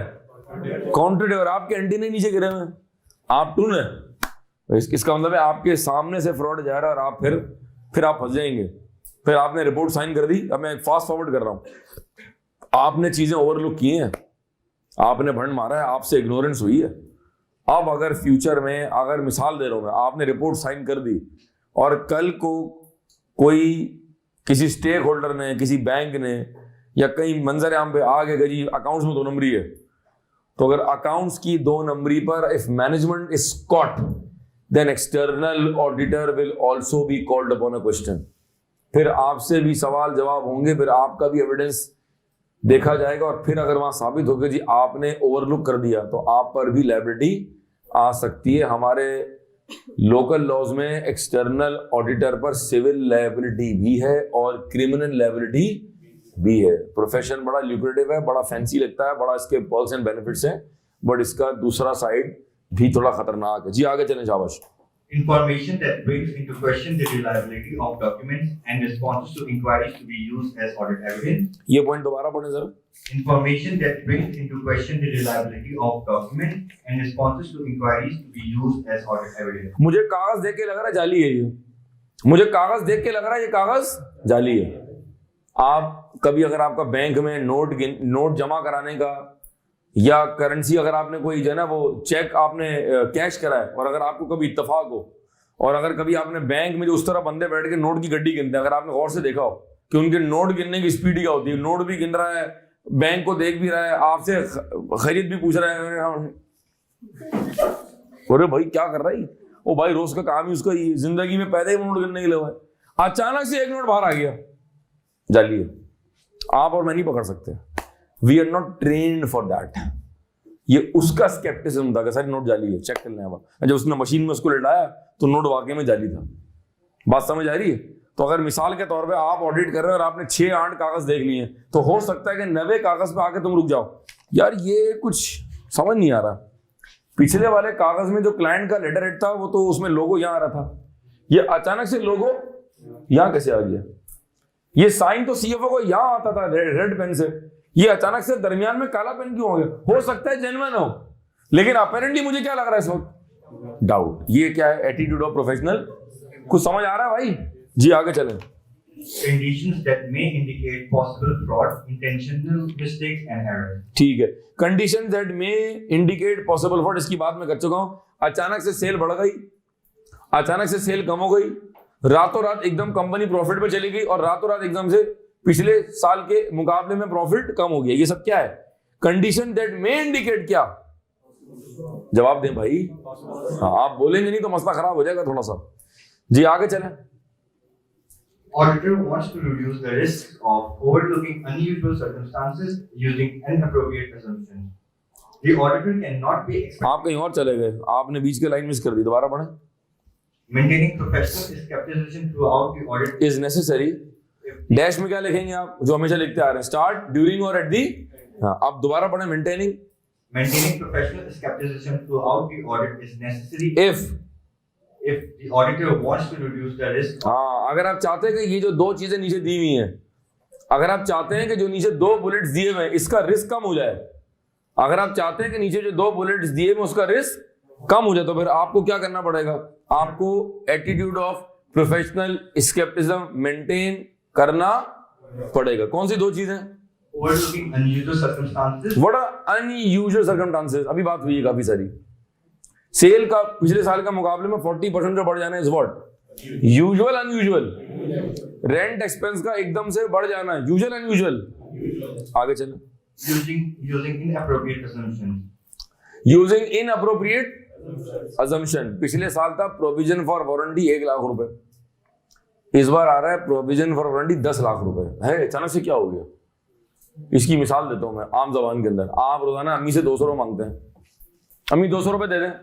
अक्सर बच्चे होते हैं 200 रुपए दे दें, क्या 2 समोसे खाऊंगा, आने आने का किराया हो गया, अज्यूम कर लें बाइक पे जा रहे हैं, जो भी है 200 रुपए आपका खर्चा है। अचानक से हफ्ते के दिन आपने अम्मी से कहा, अम्मी एक काम करें आज ना जरा मैं लेट बैठूंगा केनस में, एहतियातन मुझे 50 रुपए दे दें। अम्मी ने निकालनी सैंडल हील वाली, उसको आगे से छील के नोक बनानी है और फिर मारना कस के।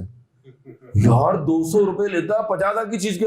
अब आप कह रहे हैं अम्मी हो सकता है मेरी बाइक से 4 पैसल पे को मर्सिडीज की टक्कर हो जाए, वो बड़ा आदमी निकले, मुझे पुलिस के थाने ले जाए, वहां मुझे कूट पड़े, हो सकता है मुझे पुलिस से छुड़वाने के लिए मुझे पैसे देने पड़े। अम्मी कह रही हैं भाई तू कहां से लाता है?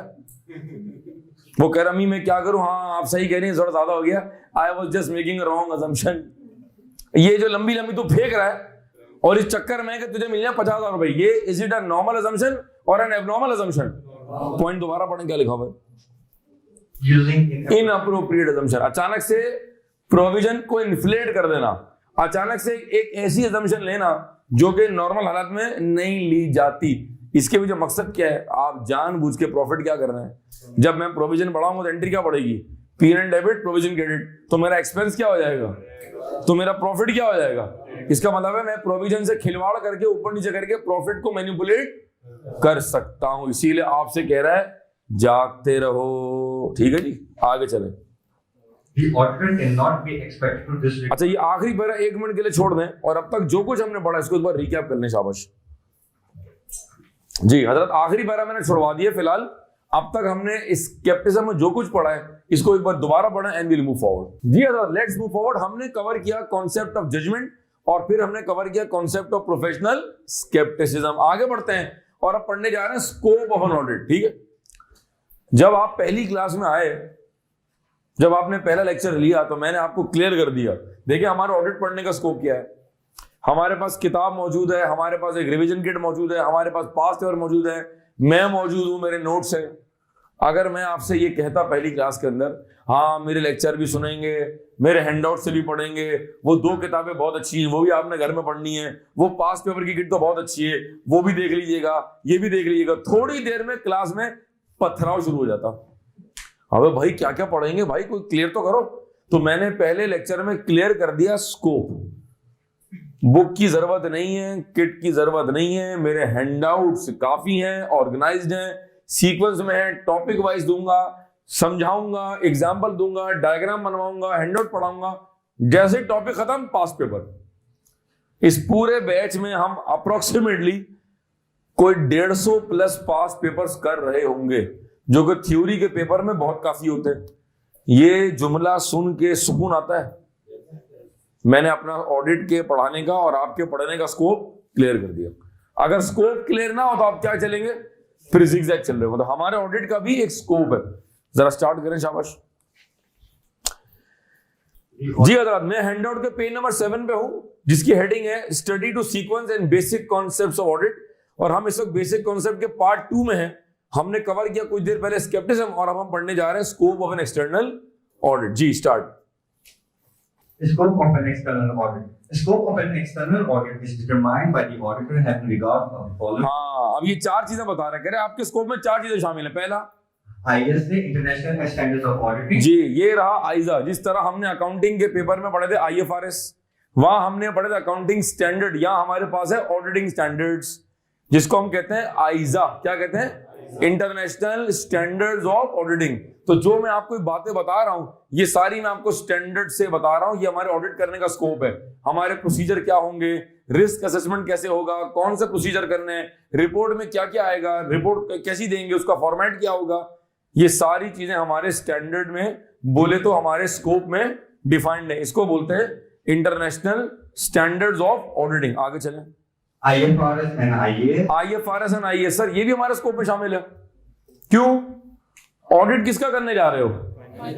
ऑडिट किसका करने जा रहे हो? अकाउंट्स। अकाउंट्स किसके तहत बने हुए हैं? IFRS। अब आप ऑडिट करने चलेगा, आपको अकाउंटिंग ट्रीटमेंट नहीं पता, आपको IAS 36 नहीं पता, इंपेयरमेंट, आपको प्रोविजन नहीं पता, डेप्रिसिएशन नहीं पता, आपको इन्वेंट्री नहीं पता। इसका मतलब है हर वो चीज जिसके तहत अकाउंट्स बनेंगे वो हमारे स्कोप में शामिल हो जाएगा। आए मैं पढ़ता हूं उसको। Scope of an audit is determined by the auditor having regard to the following. पहला ISA, number 2 IFRS and IAS, number 3 local laws. बहुत सारी चीजें आइजा में दी हुई नहीं है, बहुत सारे डिस्क्लोजर, बहुत सारी अकाउंटिंग की चीजें IFRS में तो हैं, लेकिन हमारे लोकल लॉ में स्पेसिफिकली अलग से दी हुई है कि आपने ये ट्रीटमेंट करना है। इसका मतलब है कि फाइनेंशियल स्टेटमेंट्स के अंदर अगर कुछ डिस्क्लोजर लोकल लॉ से आ रहे हैं तो वो लोकल लॉ भी हमारे स्कोप का पार्ट बन जाएगा। Common sense and scope as per 2 चीजें, professional bodies like ICAP and ECCA। हमारे पाकिस्तान में जो हमारी लोकल अकाउंटिंग बॉडी है, जो सोल सुप्रीम अथॉरिटी वो ICAP है। यूके में FRC है, फाइनेंशियल रिपोर्टिंग काउंसिल है, उनके तहत फिर ICW भी है, फिर जो है वो ACCA भी है। पाकिस्तान में ICAP ने कहा है जब आप ऑडिट करेंगे तो आपने साथ में ये काम भी करने हैं। अब चूंकि हमारी लोकल अकाउंटिंग बॉडी ने कह दिया है तो अब हमें ऑडिट के साथ साथ वो काम भी करने पड़ेंगे, तो वो भी हमारे स्कोप का पार्ट बन जाएगा। Plus terms of an audit engagement. क्या कह रहा है? Terms of an audit engagement. थोड़ा सा डिस्कस कर लेता हूं, आगे जाके कवर होगा। आइजा 210 कहता है ऑडिट एंगेजमेंट लेटर।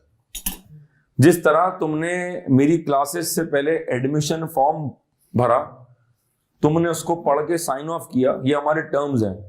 तो एक तरह से अगर देखा जाए तो हम और आप एक एग्रीमेंट में एंटर हो चुके हैं, क्योंकि आपने एडमिशन फॉर्म भर दिया। वो अलग बात है कि आपने इसको बगैर देखे साइन कर दिया, लेकिन पीछे उसके टर्म्स एंड कंडीशंस दी हुई हैं। ठीक है, हम भी ये करते हैं। बैंक को अगर हमें अकाउंट खुलवाना है तो उनका बंदा आएगा, यहां साइन कर दें, यहां कर दें, यहां कर दें, यहां कर दें, और हमने आंख बंद करके साइन कर दिया। हम पढ़े लिखे, हमें वो पूरा जो टर्म्स एंड कंडीशंस है, हमें वो कागज पढ़ना चाहिए। बहरहाल इसी तरह जब हम ऑडिट पे जाते हैं ना, तो ऑडिट से पहले क्या कहा? ऑडिट से पहले हम क्लाइंट को भेजते हैं एंगेजमेंट लेटर। हम क्लाइंट को क्या देते हैं? Engagement letter. हम क्लाइंट से कहते हैं ऑडिट ऐसे होगा, तुम ये करोगे, हम ये करेंगे, ये तुम्हारी जिम्मेदारी, ये हमारी जिम्मेदारी, हम इस चीज के जिम्मेदार हैं और इस चीज के हम जिम्मेदार नहीं है। एग्जाम्पल, हम गारंटी देने नहीं आए, हम एब्सोल्यूट लेवल ऑफ एश्योरेंस, कल का लेक्चर, हम एब्सोल्यूट लेवल ऑफ एश्योरेंस देने, हम फ्रॉड पकड़ने नहीं है भाई, हम ऑडिट करने आए। ये लो कागज, तुम भी पढ़ लो और तुम साइन कर दो। जब क्लाइंट साइन कर देगा तो both parties have now entered into a binding agreement. तो अगर क्लाइंट ने हमसे रिक्वेस्ट की है साजिद साहब आप ऑडिट तो कर ही लें, साथ में ना हमें ये पर भी इंफॉर्मेशन दे दें, तो अगर हम एग्री कर जाएं और लोकल लॉ अगर मना नहीं कर रहा है तो फिर जो हम आपस में टर्म्स में एग्री कर लेंगे वो भी हमारे ऑडिट के स्कोप का पार्ट बन जाएगा। अब जरा दोबारा पढ़ने इसको, जरा पूरे स्कोप को शाबाश जी। Scope of an external audit is determined by the auditor having regards of the following: either IFRS and IAS, local law, Company Act 2017, and scope as per professional bodies like ICAP and ACE. थोड़ा सा pitch slow अपना साकिब, थोड़ी सी जो ना वो speed slow करो जी, बढ़ आगे चलें। Term of an audit engagement as per ISA 210. Scope of an audit covers only financial statements and not the whole annual report. Scope of an अच्छा अब देखें, हमने कुछ 4 बातें तो पढ़ ली, ठीक है, अब हम आगे बढ़ रहे हैं। अब जो अगली 4 बातें ना वो और अहम है थोड़ा सा, ठीक है, बात समझे थोड़ा सा। मैं फिर आपसे बार बार कह रहा हूं कि आप पहले समझे कि हम क्या पढ़ रहे हैं। हम ऑडिट का सब्जेक्ट पढ़ रहे हैं और ये पंच लाइन क्या है कि हम ऑडिट किसका करते हैं? हम ऑडिट किसका कर रहे हैं? ठीक है जी, ये मेरे हाथ में कंपनी की एनुअल रिपोर्ट है, ये मेरे हाथ में कंपनी की एनुअल रिपोर्ट है, ठीक है। अगर मैं इस एनुअल रिपोर्ट को देखूं तो इसके अंदर 2500 चीजें और दी हुई, मिशन स्टेटमेंट और विजन स्टेटमेंट और पिछले 6 साल में क्या किया और आपके की रेशियोज और फ्यूचर के क्या प्लान्स हैं। इसी रिपोर्ट के अंदर एक और कागज भी बड़ा अहम है जो कि है हमारी ऑडिट रिपोर्ट। हमने ये जो रिपोर्ट दी है ये हमने फाइनेंशियल स्टेटमेंट पर दी है।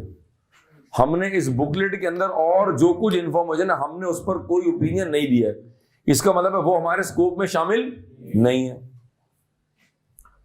हम जब क्लाइंट पर ऑडिट करने जाते हैं तो हमें बहुत सारे इंटरनल कंट्रोल के वीकनेस नजर आते हैं। Let me give an example. मैं एक दावत पे अपने चाचा के घर गया। अब मैं एग्जांपल दे रहा हूं, शायद आप बात पिक कर जाओ, आपको पिक करना चाहिए। उनके ड्राइंग रूम में पुराने जूते कोने में पड़े हुए थे, उनके ड्राइंग रूम में वो बच्चों के खिलौने पड़े हुए थे, सोफे के ऊपर ना कोई चिप्स के कचरा पड़ा हुआ था, केचप का भी निशान था। अजीब, ये ड्राइंग रूम में क्या कहा यूं, ये स्टोर रूम तो नहीं आपका। Drawing room is the face of your house. अगर आपका ड्राइंग रूम गंदा है ना, इसका मतलब है ये तो स्टार्ट है, फिर आगे आप क्या इंप्रेशन लेंगे? पूरा घर भी गंदा ही होगा। ऐसा ही है? जवाब तो दे दें। खवातीन किचन का मामला बड़ी पर्टिकुलर है। हमने देखा हमारी वालदा ने जिस तरह माशाल्लाह किचन मेंटेन किया हुआ, बिल्कुल चमकता हुआ, मार्बल का टॉप बिल्कुल साफ होगा, ऐसा लग रहा है कि यह कुकिंग कभी हुई नहीं है। अब अगर आप एक किचन में जाएं जहां अल्लाह माफ करे ग्रिल काली हुई भी है, टोस्टर एकदम गंदा पड़ा हुआ, अक्सर लोग हैं they don't care, lot of people do extra care. अब किचन को देख के लग रहा है यार क्या गंदगी यार, तो ये फर्स्ट इंप्रेशन है यार व्हाट द हेल यार, पैथेटिक। एक मिसाल दे रहा हूं, हम जब क्लाइंट पर ऑडिट करने गए तो हमारे स्कोप में बड़ी क्लियर बात है पूरी क्लास के लिए, हमारे स्कोप में क्या शामिल है? पीएनएल और हमारे स्कोप में क्या शामिल है? पीएनएल और। अब जब हमने वेरिफिकेशन स्टार्ट की तो आपके डॉक्यूमेंट रिकंसाइल नहीं हो रहे थे, डॉक्यूमेंट पे कागज पे सिग्नेचर नहीं था, कभी 4 साइन है, कभी 2 साइन है, कभी आपने सेल की तो इनवॉइस बनाई, कभी आपने कच्ची पच्ची बना दी, बैंक रिकॉर्ड कभी बना कभी नहीं बना, कभी कागज साइन हुआ कभी नहीं हुआ। ये क्या है बताओ ना, क्या है? थोड़ी सी अकल इस्तेमाल करें, आप पढ़ के आए ना F1 के अंदर बेसिक। ये क्या है? ये जो मैंने एग्जांपल्स दिए, कागज नहीं बन रहा, रिकॉर्ड्स नहीं बना रहे, बना तो रहे टाइमली बेस पे नहीं बना रहे, बना तो रहे दस्तखत नहीं हो रहा, कैश इंश्योर्ड नहीं है, माल बेच तो रहे इनवॉइस नहीं बना रहे, कभी बना रहे कभी नहीं बना रहे। ये क्या है? They are called internal control weaknesses. हम ऑडिट करने गए, आपकी वीकनेसेस पर कोई ओपिनियन देने नहीं गए, क्योंकि इंटरनल कंट्रोल पर ओपिनियन देना एज पर स्टैंडर्ड हमारे स्कोप में शामिल नहीं है। Dos and don'ts. ये कह रहा सर जरा मुझे क्लास के बाद ना वो F9 के एक सवाल समझा दें। मैंने समझा दिया, फिर कह रहा सर वो आपने F9 की जिम्मेदारी ली थी, आप सर मुझे जवाब नहीं दे रहे। ओ भाई, ओ हेलो, ओ हेलो, ओ भाई मैं F8 का जिम्मेदार हूं, मैं F9 का जिम्मेदार, तू बिला वजह F9 मेरे स्कोप में ना डाल, क्योंकि मैं F8 का जिम्मेदार हूं। बात समझ आ रही है? तो यही हम कुछ पढ़ने जा रहे हैं स्कोप में, डूज एंड डोंट्स। मैं खुद रीड कर रहा हूं, आप फॉलो करिए पूरी class. Scope of an audit covers, पहली बात, only financial statements and not the whole annual report. देखो मैंने पहले थोड़ा बात समझाई ताकि अंग्रेजी पढ़ता समझ आए। वो कह रहा है scope of an audit covers only financial statements and not the whole annual report. Number 2, scope of an audit does not assure क्या, the efficiency and effectiveness of management and those charge with. कल बात हुई है, हम management की efficiency और effectiveness के जिम्मेदार नहीं है भाई, हम ऑडिट करने आए हैं। हमने कोई थप्पा नहीं मार के दिया है कि जी जिंदगी भर मैनेजमेंट अच्छी रहेगी, ईमानदार रहेगी, नहीं भाई, ये हम ठेका लेने नहीं है भैया, हमारे स्कोप का पार्ट नहीं है। Number 3, audit does not assure the future viability of the entity. तुम ऑडिट करके गई, 2 साल में कंपनी बंद हो गई, आप जिम्मेदार नहीं उसकी। हाँ, आप जिम्मेदार कब होंगी, जब आपने ऑडिट प्रॉपर नहीं किया होगा, जब आपको कुछ इंडिकेटर्स मिले होंगे और आपने मैनेजमेंट से डिस्कस नहीं किया होगा। To be discussed in ISA 570 going concern. 2 साल में कंपनी बंद हो गई, अब लोग कह रहे हैं जी ऑडिटर जिम्मेदार है। और भाई हम क्यों जिम्मेदार हैं? आपने नॉर्मल तरीके से बिजनेस को शट डाउन कर दिया है, आप जिम्मेदार होंगी? नहीं होंगी ना। इसका मतलब है हमने मैनेजमेंट की या कंपनी की फ्यूचर का कोई ठेका नहीं लिया हुआ। बात पिक कर रहे हो भाई हजरात, दोस्तों, बुजुर्गों। Number D, audit opinion does not cover N opinion on the internal controls of the audited. अभी बात हुई है हाउएवर। अच्छा, जब भी ऑडिट के पेपर में ना हाउएवर, इसका मतलब है कहानी चेंज हो रही है। देखें आप लोग सब माशाल्लाह बहुत ज़हीन है, हाउएवर आने बजाने वाला है। आप लोग माशाल्लाह बहुत ही स्मार्ट बच्चे हैं, हाउएवर आप लोग अजीब से हैं। इसका मतलब है हाउएवर जब भी आए, इसका मतलब है कुछ होने वाला है। कह रहे audit does not cover, audit opinion does not cover N opinion on the internal controls of the audit line. However external auditor considers internal controls in order to design audit procedures to express an opinion on the account। कौन समझा रहा है मुझे? मतलब try करें। मुझे ये feeling ना रहे कि मैं F1 की क्लास पढ़ा रहा हूं, मुझे फीलिंग है कि ये F8 के बच्चे बैठे हुए हैं। हम इंटरनल कंट्रोल्स को कंसिडर करते हैं अपने रिस्क को असेस करने के लिए, और प्रोसीजर करने के लिए हम उसको असेस तो करते हैं, लेकिन हम इंटरनल कंट्रोल पर कोई ओपिनियन दे रहे हैं, क्योंकि वो हमारे स्कोप का पार्ट नहीं है। क्योंकि हमारे स्कोप में सिर्फ और सिर्फ ऑडिट ऑफ फाइनेंशियल, हम किसी और चीज पर ओपिनियन देने। आगे लिखा हुआ क्वेश्चन, लिखें शाबाश।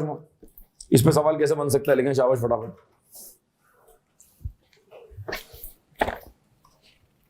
जी पहला सवाल सिंपल सा, briefly explain the concept of,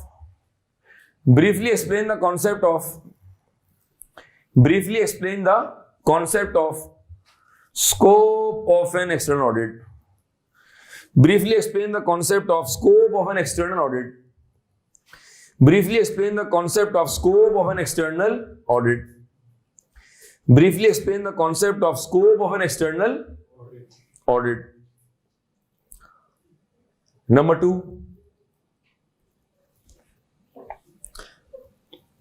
अब ये सवाल पूछने का ना इनडायरेक्ट तरीका है। External auditor does not express an opinion, external auditor does not express an opinion on the internal controls of the audit line. External auditor does not express an opinion on the internal controls of the audit line. External auditor does not express an opinion on the internal controls of the audit line as well as the whole annual report, as well as the whole annual report, as well as the whole annual report, as well as the whole annual report. Full stop. Kindly comment. Kindly comment. इस पे comment करें आपके जज्बात। Repeat कर रहा हूं सवाल, external auditor does not express an opinion on the internal controls of the audit line as well as the whole annual report. Kindly comment. जी हजरात, ये हमने कवर किया स्कोप ऑफ एन ऑडिट। मैं आपको 1 मिनट दे रहा हूं, जरा इसको दोबारा पढ़ लें एंड विल मूव फॉरवर्ड। हजरात हमने कवर किया एक और concept, scope of an external audit. आगे चलते हैं, हैंडआउट का पेज नंबर अगर हम आ जाए 11 के ऊपर, तो हमारे पास एक कॉन्सेप्ट दिया हुआ है मैनेजमेंट रिस्पॉन्सिबिलिटीज। क्या मतलब है इसका? इसका मतलब यह है कि हम किस चीज के यहां हम क्या सीखने जा रहे हैं? हम सीखने जा रहे हैं कि हम एज एन ऑडिटर किस चीज के जिम्मेदार हैं, या मैं यूं बताऊं कि मैनेजमेंट किस चीज की जिम्मेदार है। तो अगर मैं ये बता दूं कि मैनेजमेंट इन चीजों के जिम्मेदार है, इसका मतलब है हम उन चीजों के जिम्मेदार फिर नहीं होंगे। मैंने पहले लेक्चर में भी बताया था और लेक्चर 2 में बताया, लेक्चर 3 में फिर बताया, आज मैं फिर रिपीट कर रहा हूं। अगर मैं इस क्लास को डिवाइड कर दूं, ये मैनेजमेंट वाली पार्टी है, ये ऑडिट वाली पार्टी है। आप इन चीजों के जिम्मेदार हैं, आप उन चीजों के जिम्मेदार हैं। आप यहां नहीं आएंगे और आप यहां नहीं आएंगे। अकाउंट्स बनाने की जिम्मेदारी किसकी? इस पार्टी की। ऑडिट करने की जिम्मेदारी इस पार्टी की। ट्रीटमेंट करने की, प्रोविजंस बनाने की जिम्मेदारी इस पार्टी की। ट्रीटमेंट इन्होंने कैसे किया है, क्या वो एज पर अकाउंटिंग स्टैंडर्ड्स है, वो चेक करने की जिम्मेदारी इस पार्टी की है। जो आपने प्रोविजंस बनाए हैं, क्या वो प्रोविजंस जो आपने जिस बेसिस पर बनाए हैं, क्या वो एस्टिमेट्स रीजनेबल हैं, क्या वो साउंड रैशनल पर बेस करते हैं, ये चेक करने की जिम्मेदारी किस पार्टी की है? इस पार्टी की है। बात समझ आ रहा है? अगर ये पार्टी चेंज कर ले तो जो कॉन्सेप्ट ऑफ इंडिपेंडेंस है वो खतरे में पड़ जाएगा। हम पढ़ने जा रहे हैं साथ हैंडआउट के पेज नंबर 11 के ऊपर, जहां पे दिया हुआ है मैनेजमेंट रिस्पॉन्सिबिलिटीज। जी सर, पढ़ेंगे आप? मैनेजमेंट रिस्पॉन्सिबिलिटीज बहुत स्लो स्लो पढ़ेंगे ताकि एक एक जुमला हमें समझ आए। जी पहला, managing the business so as to achieve companies objective. Obviously ये काम किसका है? मैनेजमेंट का है। नंबर 2, मेकिंग की बिजनेस स्ट्रेटजी। ये काम भी आपका है भाई। assessing business risk to those objectives being achieved। Business risk को असेस करने का काम भी आपका है भाई। safeguarding the company। कंपनी में एसेट चोरी ना हो, चोरी चकारी ना हो, कोई मिस अप्रोप्रिएशन ना हो, ये काम भी हमारा नहीं है। ये काम किसका है? मैनेजमेंट का। आगे चलो, keeping proper accounting records। जी, प्रॉपर अकाउंट्स मेंटेन करना, sale day book, purchase day book, bank reconciliation, general ledger, trial balance and multiple document और multiple accounts, T accounts, control account, जो भी है, ये सब जिम्मेदारी किसकी है? ये काम भी मैनेजमेंट आपका है। आगे चलें, preparing company financial statement। Obvious सी बात है। ensuring the company complies with applicable laws and regulations। हाँ, अब आप एविएशन इंडस्ट्री में हैं, आप मैन्युफैक्चरिंग में हैं, आप फार्मा में हैं, आप एयरलाइन में हैं, आप सर्विस इंडस्ट्री में हैं। हर इंडस्ट्री के, हर सेक्टर के डिफरेंट लॉज एंड रेगुलेशंस हैं। वो लॉज एंड रेगुलेशंस को फॉलो करना, उनकी कंप्लायंस भी इंश्योर करना किसकी जिम्मेदारी है? मैनेजमेंट की जिम्मेदारी है। अगर किसी के जहन में सवाल आ रहा है, सर फिर हम क्या करने जा रहे हैं, तो अभी मैं तफसील में नहीं जा रहा, तफसील अभी आगे आने वाली है, पिक्चर अभी बाकी है मेरे दोस्त। सिर्फ पंच लाइन दे रहा हूं कि हम ऑडिट करने जा रहे हैं ऑफ फाइनेंशियल स्टेटमेंट्स। हाँ, कुछ चीजें हमें कंसिडर करनी पड़ेंगी, लेकिन ये जो मोटी मोटी बातें दी हुई हैं, ये काम किसका है? मैनेजमेंट का। आखिर में दिया हुआ, it is not the responsibility of the auditors of a company to do any of the above. ये जो भी दिया हुआ है, ये करने की जिम्मेदारी हम ऑडिटर्स की नहीं है, ये जिम्मेदारी किसकी है? इट्स ऑफ मैनेजमेंट एंड दोस्त चार्ज विद गवर्नेंस। बात समझ आती है भाई? ठीक है जी, नेक्स्ट हेडिंग पे आते हैं जी। अब हमारे जो कॉन्सेप्ट्स का फ्लो है वो कुछ ऐसे है। हमने अगले 10-15 मिनटों में कवर करना है इंटरनल कंट्रोल, फिर हम चलेंगे आगे, हम कवर करेंगे ट्रू एंड फेयर व्यू, और फिर हम एक कॉन्सेप्ट आपको देंगे, concept of accountability in stewardship, और फिर हम एक कॉन्सेप्ट देंगे आपको ऑडिट रिपोर्ट का। हालांकि हम ऑडिट रिपोर्ट आगे तफसील में पढ़ेंगे, लेकिन इट्स अ टीजर।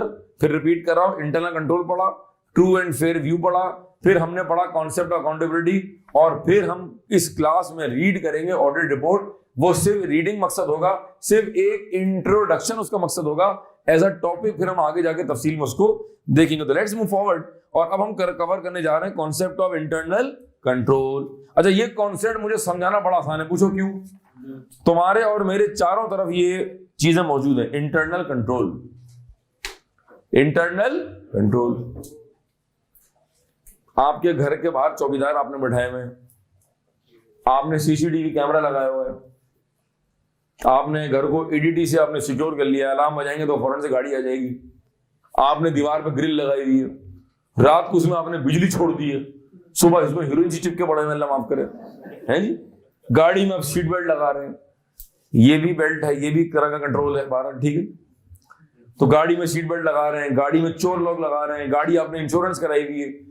ये आप और मैं अगर निगाह दौड़ाएं तो हर तरफ आप और मैं we are surrounded by internal controls. अगर आपको किसी अच्छी दावत में जाने का इत्तेफाक हो, गरीबों, अगर आपको किसी ने मोबन पिक में इनवाइट किया हो या मैरिड में जा रहे हैं आप, तो जरा जाने के शशके हैं। गाड़ी पार्क हो रही है, गार्ड आपको देख रहा है, आप गार्ड को देख रहे हैं, फिर एक अजीब सा पुराना 19 सीटर का कुत्ता आ जाएगा, वो गाड़ी के चक्कर मार रहा है, पता नहीं वो भी कह रहा है मैं ये क्या जिंदगी में क्या कर रहा हूँ। कुत्ते को लग रहा है मैं टाइम वेस्ट करूँ, लेकिन बहरहाल ही हैज नो ऑप्शंस। अब उसने चक्कर मारा, उसने हु किया, आपने कहा ठीक है बात कर दी। कुत्ता आपको देख रहा है, कुत्ते को देख रहे हैं, पहचान रहे कहाँ मिले आपने कहा नहीं ये तो कोई और था। You are trying to have a relationship, ठीक है। डिग्गी खुलती है, वो डिग्गी चेक कर रहा है, आगे बोनट खुल रहा है, हालांकि है उसको दिख नहीं रहा कुछ, लेकिन एक टिक द बॉक्स तो फिर भी हो रहा है। फिर आगे बैरियर गिरता है, फिर आप गाड़ी यूं पावर स्टीयरिंग घुमाते हुए तो आगे लेके जाते हैं, फिर आगे गाड़ी आप वेले में दे रहे हैं, फिर आगे दरवाजे से गुजर रहे हैं, फिर चाबियां और कीचेन सब निकाल के रख रहे हैं, फिर एक प्रोसेस से गुजर रहे हैं आप दिल में कह रहे हैं यार मैं कोई दहशत कर दूं, भाई कौन है यार, ये क्या तरीके, कहाँ है मैनेजमेंट, कहाँ है, ओ भाई हेलो कौन है। एक आवाज है, सर ये हमारे इंटरनल कंट्रोल्स हैं, चुपचाप गुजरे से वरना जूता पड़ेगा। आपने कहा मैं तो मजाक कर रहा था भाई। फिर आप अंदर गए, एक साफ दरवाजा खुल रहे हैं आपके लिए, सादा लिबास में लोग घूम रहे, हाथ बंद के पॉकेट होगी, हर तरफ कैमरे लगे हुए हैं, you are surrounded by internal controls.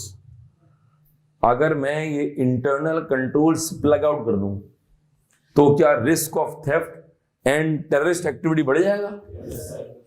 Airport में गाड़ी जहां अंदर जा रही, पहले सबसे पहले वहां की चेकिंग से लेके जहाज में जाने तक आप एक प्रोसेस से गुजर रहे हैं। और ये तो हमारा लोकल एयरपोर्ट है। कभी अगर आपने बाहर ट्रेवलिंग की हो, I have travelled in Dubai in Bangkok, वो तो छल नहीं करता था, अल्लाह माफ करे, पानी की बोतल बाहर निकाले, फला बाहर निकाले, बेल्ट उतारे, मोजे उतारे। मैंने कहा भाई बस यहीं तक रखना भाई, क्या कर रहा है भाई, मुंह घड़ी उतार दी, मतलब बाल खंगाल रहे, मतलब क्या गिरेगा भाई। आप एक प्रोसेस से गुजर रहे हैं भाई, इसका मतलब है आप वहां एक आवाज तो निकाले जरा, अरे भाई क्या हो रहा है, ये ऐसा रख के चमाट पड़ेगा, बोलेगा मारा किसने ये। आप चुपचाप गुजर रहे हैं। इंटरनल कंट्रोल्स, बात समझ आ रही है? We are surrounded by controls. जब तक आपने एयर ट्रैफिक कंट्रोल को नहीं बताना कि मैं उतर रहा हूं और बस उतरने वाला हूं, और जब तक वहां से ओके नहीं आएगा आप लैंड नहीं कर सकते। अब आप कंट्रोलर से कह रहे हैं नहीं यार मैं नहीं मान रहा, मुझे उतर रहे तो यार बहुत भूख लग रही, चलो ना मैं उतर रहा हूं। भाई क्या मतलब क्या हो क्या रही है? बस चला रहा है, जहाज चला रहा है, टेक ऑफ के लिए अप्रूवल चाहिए भाई। टेक ऑफ पे जब आप रनवे पे आते हैं तो फिर आपको आखिरी मैसेज चाहिए, क्लियर फॉर टेक ऑफ, फिर आप जहाज उड़ाते हैं, क्लियर फॉर लैंडिंग। कंट्रोल्स हैं भाई, अतराफ में लोग हैं, जहाज उतर रहा है, आपने जहाज भगा दिया, ऊपर से एक और जहाज आ रहा है, रिस्क है भाई, कई लाइव्स इन्वॉल्व हैं। We are surrounded by controls, ठीक है जी। अक्सर आपने बैंकों के बाहर बड़ी बड़ी एक गाड़ी देखी होगी, बड़ी हैवी किस्म की, हर तरफ से लग रहा है वो आर्मर्ड व्हीकल है, वो कैश ट्रांजिट करती है। अंदर से आप देखेंगे बंदे से उनकी ना आंखें और नाक दिख रही होगी और यू गन बाहर निकली भी होगी। वो वैन जो है वो कैश ट्रांसपोर्ट करती है, एक बैंक से दूसरी ब्रांच पैसा जा रहा है, लेट से 10-15 करोड़ रुपए, या अगर आपकी कैश सेल्स है तो आप पैसे बैंक में जमा करवा रहे हैं। अब आपने बंदे को रवाना कर दिया, जा बेटा ये रिक्शे में जा 50 लाख देकर जमा करा दे, वो जाएगा वापिस नहीं आएगा। क्यों आएगा? मैं तो वापिस कभी नहीं आऊंगा। इसका मतलब है कि वो जिस गाड़ी में जा रहा है वो भी इंश्योर्ड है। ये कंट्रोल्स है। You and me are surrounded by internal controls. आप क्लास में आ रहे हैं, आपकी अटेंडेंस मार्क हो रही, it's a very small example of control. अगर आपके किसी कॉलेज में कोई कार्ड मैंडेटरी है, कार्ड वो जो आप क्या कहते हैं उसको, स्टूडेंट आईडी कार्ड, वो भी तो कंट्रोल है। मुझे क्या पता आप कौन है, मुझे क्या पता आप कौन है, मुझे क्या पता आप कौन है। तो वो जो कार्ड चेक हो रहा है वो भी क्या है, it's an example of internal. Sir ये क्या पढ़ रहे हैं? Internal control. क्यों पढ़ रहे हैं? रुक जाओ ना, बता रहा हूं ना। ठीक है, अब मैं आपको जरा कॉर्पोरेट वर्ल्ड में लेके जाता हूं, ठीक है। हम ये जो वर्ड डिस्कस कर रहे हैं इंटरनल कंट्रोल, ये हमारे सिलेबस के लिए, ये जो वर्ड मैं बताने जा रहा हूं इंटरनल कंट्रोल, ये हमारे सिलेबस के लिए इतना इंपॉर्टेंट है, इतना इंपॉर्टेंट है, इतना इंपॉर्टेंट है, इतना इंपॉर्टेंट है, इतना इंपॉर्टेंट है, इतना इंपॉर्टेंट है। कुछ तो है इसके अंदर, वाकई में लग रहा है कि ये वाकई में इंपॉर्टेंट है, क्योंकि आगे जाके ये कॉन्सेप्ट, ये जो वर्ड है, ये एक कॉन्सेप्ट में कन्वर्ट हो जाएगा। जो हमारा टॉपिक है, नाम है उसका टेस्ट ऑफ कंट्रोल्स। क्या जी? Test of control. इसका सवाल हमारे पेपर में लाजमी आता है, रेंजिंग फ्रॉम 10 to 20 मार्क्स। तो इसीलिए ये वर्ड जो आज बता रहा हूं ये इतना इंपॉर्टेंट है, ठीक है। अब मैं कुछ एग्जांपल्स देता हूं, आप बात समझिएगा। जब कंपनी कैश रिसीव करती है तो company as per it's SOP, standard operating, कहो एसओपी, कहो एसओपी, स्टैंडर्ड ऑपरेटिंग प्रोसीजर। हमारे एसओपी में लगा हुआ जैसे ही आप कैश रिसीव करेंगे फौरन से बैंक में जमा होगा, अनलेस आप कैश रिसीव कर रहे हैं रात को 7 बजे के बाद जब बैंक बंद हो जाता है। और अगर आप 7 बजे के बाद भी कैश रिसीव करेंगे तो कोई उसको काउंट करके रिकंसाइल करके कंपनी के लॉकर में सेफ रखेगा और वो सेफ भी इंश्योर्ड होगा। ये क्या है कंपनी का? जोर से बोलो ना।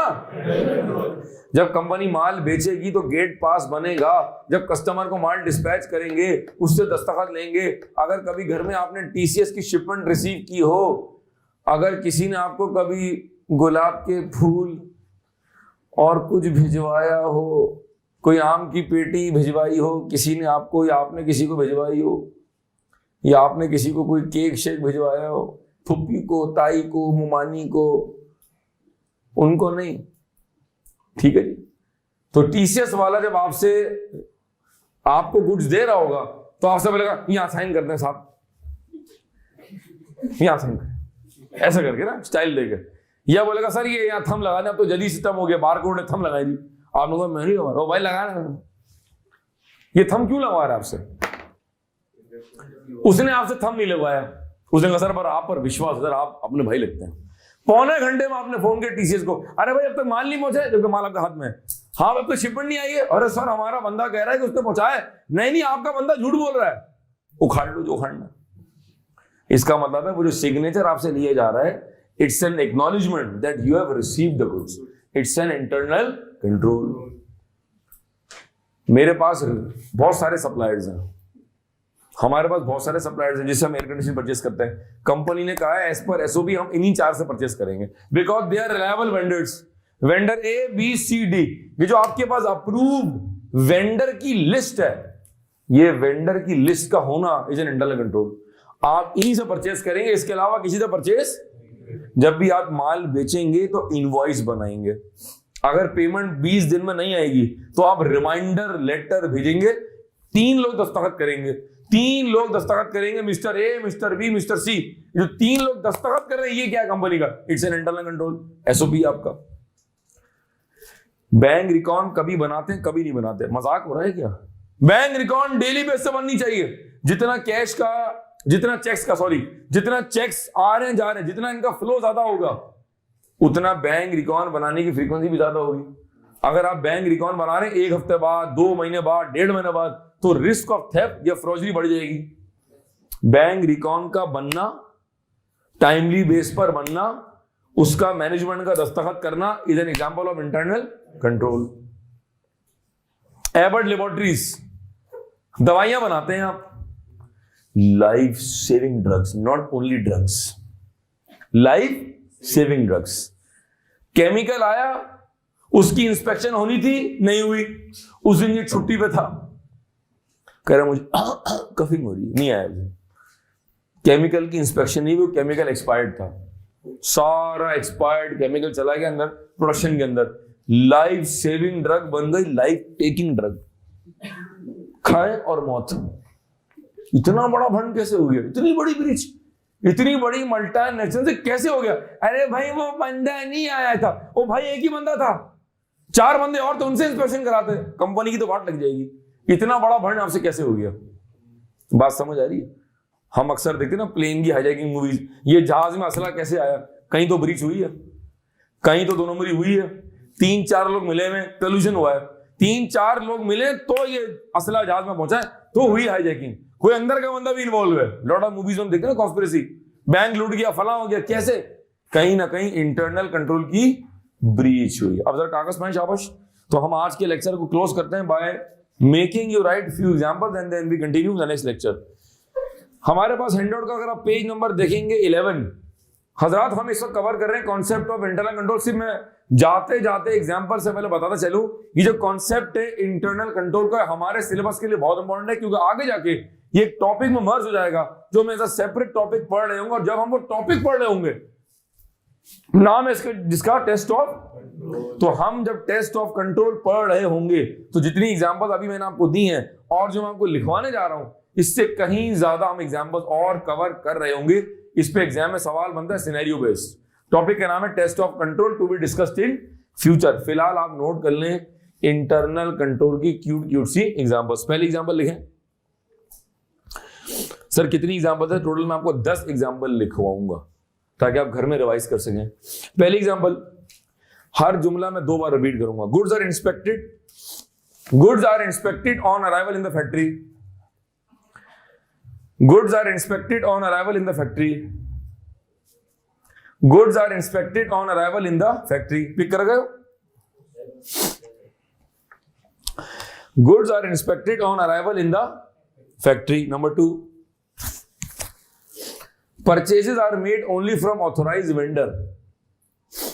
Purchases are made only from authorized vendor. Vendor बोले तो supplier.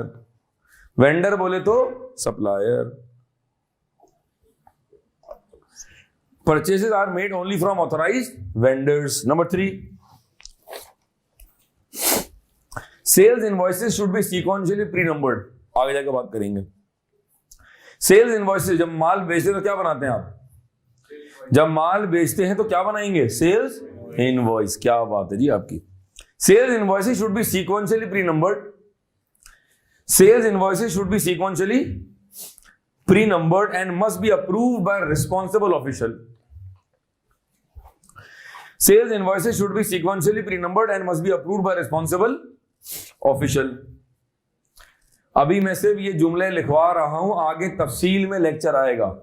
टेस्ट ऑफ कंट्रोल कम से कम 4 से 5 क्लास का लेक्चर है, ठीक है जी। Sales invoices should be sequentially pre numbered and must be approved by responsible official. Number 3 4 जाग रहे हैं आप। Cash must be timely banked when received. Cash must be timely banked when received. Cash must be timely banked when received. अगर आप timely base के ऊपर पैसे को बैंक में जमा नहीं कराएंगे और वो कंपनी के लॉकर में पड़ा रहेगा, किसी दराज में होगा, किसी शेल्फ में होगा, तो रिस्क ऑफ थेफ्ट क्या हो जाएगा? बढ़ जाएगा। सर कैश है तो उसमें चोरी होने का रिस्क तो है। Number 5, there must be timely reconciliation. There must be timely reconciliation between physical cash and cash as per journal ledger. There must be timely reconciliation. There must be timely reconciliation between physical cash and cash as per journal ledger. There must be timely reconciliation between physical cash and cash as per journal ledger.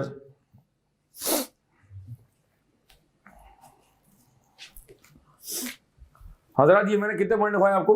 जरा एक बार 5 point repeat कर लेंगे, शाबाश।